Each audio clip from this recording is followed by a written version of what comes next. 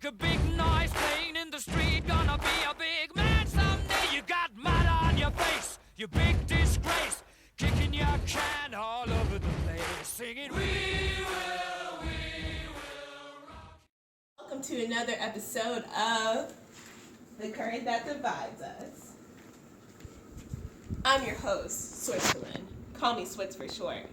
Today's episode, we have a dysfunctional group, so stay tuned for some truly cold discussions. This side of the curtain, we have the lovely Soviet Union. She loves being in charge of everything, like with rules, money, and of course, her men. This side of the curtain, we have the handsome United States. He loves his rights, his freedom, his opportunities, and he's always down to spend a little cash, especially on the ladies. Now then, let's get started. Tell us, Miss USSR, when do you think your relationship started going south? Well, Switz, I'd say we've been tense for a while, but the first thing that really ticked me off was in World War II when I was fighting all by myself against Germany, and America didn't even bother to send troops because he didn't want to risk getting hurt. Ooh.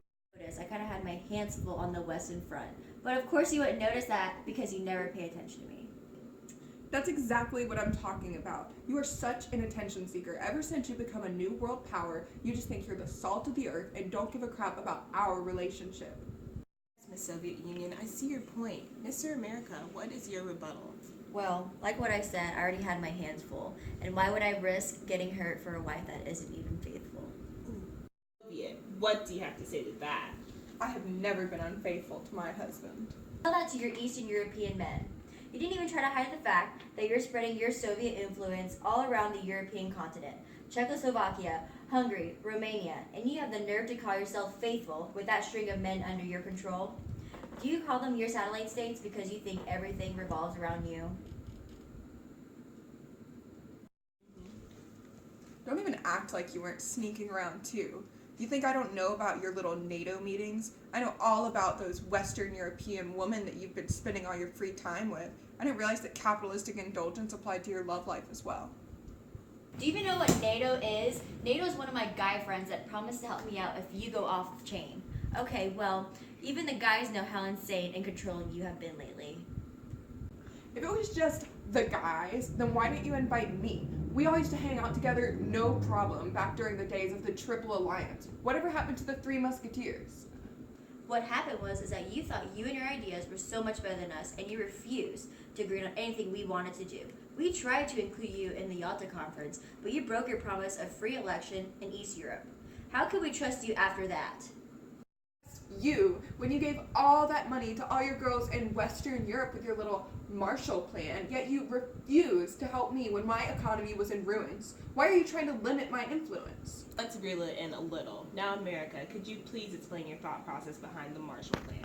I was just trying to save West Europe from utter destruction. And of course, I was trying to limit your influence. Excuse me for trying to contain your ridiculous policies and keep you out of other countries.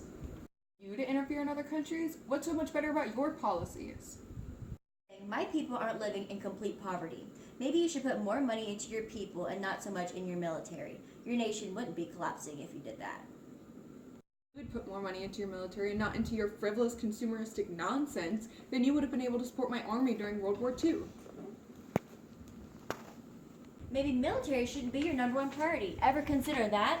It's pretty sad when I have to come in and clean up your mess. Or did you forget about Berlin? I can't believe you would even bring that up right now. That is such a low blow. I thought we'd forgotten about that by now. I've forgotten that. How can we forget that? I can't believe you're still bringing up all this stuff. There's no reason for this to be happening No right reason! now. No reasons! Alright, folks, that's all the time we have for today. I think we can all agree that the people under the Second World influence aren't doing exactly so hot right now. Actually, things are getting pretty cold. Can this situation ever be fixed? Will we drop that curtain? Tune in next week to find out.